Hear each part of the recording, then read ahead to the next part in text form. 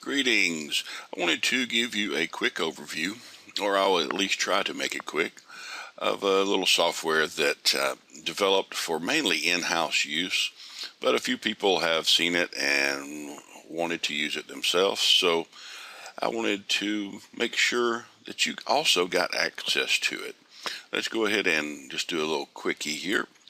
Basically what this does is it has open source programs, software programs, but it groups them all in one place, so you don't have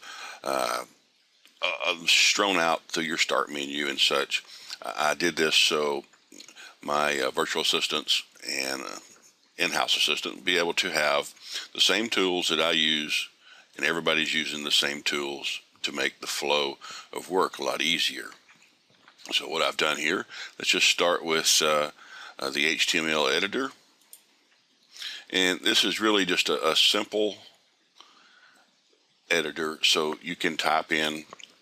I use this a lot for mobile sites because you get these templates and there's no way to edit them easy way, and you can't have a lot of div tags and a lot of extra garbage in them, or it'll mess up the layout.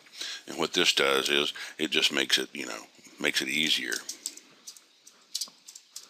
Let's go ahead and just do this. So, I type in whatever I want to put in here.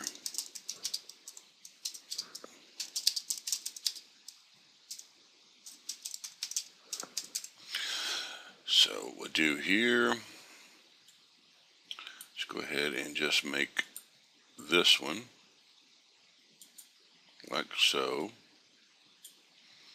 And once I get all of my information in here, I can insert images or whatever. If you've ever used an editor like this, really nothing more than like Word or such as, and of course, since this is not really built into your Windows software, when you get to your image, your source, you're going to enter in a full URL, as in HTTP. Go ahead and put your information here. It depends on your template. You may want to not constrain, because your images, if it's built into them, will be responsive. So you may have to try different ways there. I'm not going to insert an image in this one. Okay, so once I get everything ready, we'll go over here to source. And you'll notice there is no HTML for the head or body or anything. It's just plain old ready to go code. So I just copy this, and you do a Control-C, and it will copy it to your clipboard. All right, and I'm not going to go completely through this. Mess around with it, and you'll find out how easy it is. Okay, so let's just go ahead and close that. Now, color picker. This is something I use all of the time to match sites. If I'm going to build a site for someone, and they've already, especially if they've already got their own headers and graphics, I need the colors. So color picker is just straightforward. Okay, what you'll do is, there's a couple of different ways. You can drag this like so, get your color, and it's there. Okay, you can also use this magnifying glass. Get the exact area you want. So I can zoom out there a little bit, and if you press any of these keys, you're going to erase what you've got in the box here. So what you do is you drop it, and you can get all of your colors. Real simple. Once you get them, you got a way to copy them. Do a Control-C and copy. And I always use like a notepad and put all of my information, and so I can get ready to build a site. All right, so that's the color picker. Not much more to that other than what I've just shown you. All right, screen capture tool. Now I use this, we use it, like I say, just about every site we build. Screen capture. Let's just say I want to capture a logo so I can have it building my sites. So we'll do is raise that up, stretch it out. Whoop. Looks pretty good, close enough for now. I'll do my check mark, which means I copied it. You'll notice there was some tools also there. Everything's self-explanatory. I'm not going to go through each little step there. All right, so where did it go? That's what you're saying. So what it did was it copied it to your clipboard.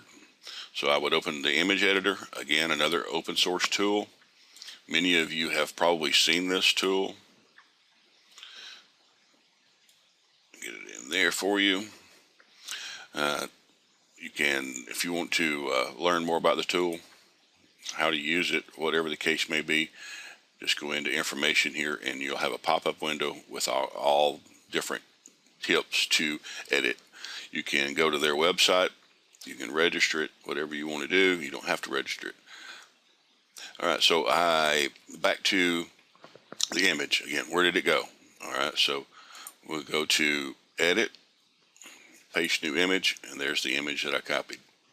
Now this is great for, especially as I had mentioned earlier, I do a lot of mobile sites, and this would be what I would use to make a quick header logo. All right, and again, there's all kinds of different, you can do to it. You can auto contrast, auto levels, do a few things.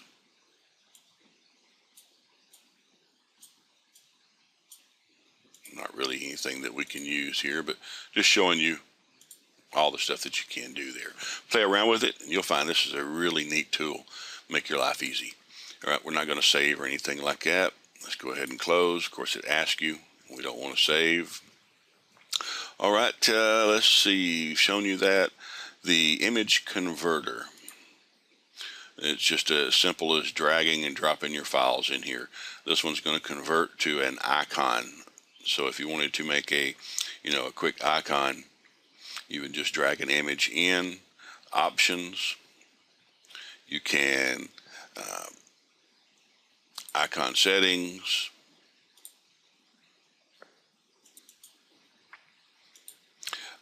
image transform. You can actually, once you have got your image there, you can, I shouldn't say there, before you do it, you can actually reduce the image size a little bit. You can flip it. You can convert it to black and white. And here's one more we will show you here. Save mode. Since you can do this in Windows Icon, but you can also save in JPEG, PNG, or BMP. Again, it's very simple tools to use. I have used quite often some family members, as in, niece, nephew, whatever the case may be, and they'll do a little work for me when they've got time. They want to make a little extra money, and then one of them, is 12 years old, can use this. So it is really simple. And of course, when you close these, the main software interface opens up here. All right, and that's really all there is to this. Recommend that you get on one of my mailing lists to learn when this is updated.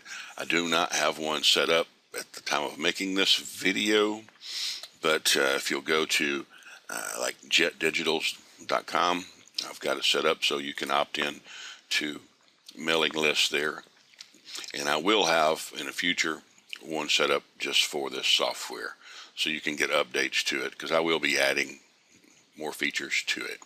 All right, well, I hope you enjoy this, and wishing you a great day.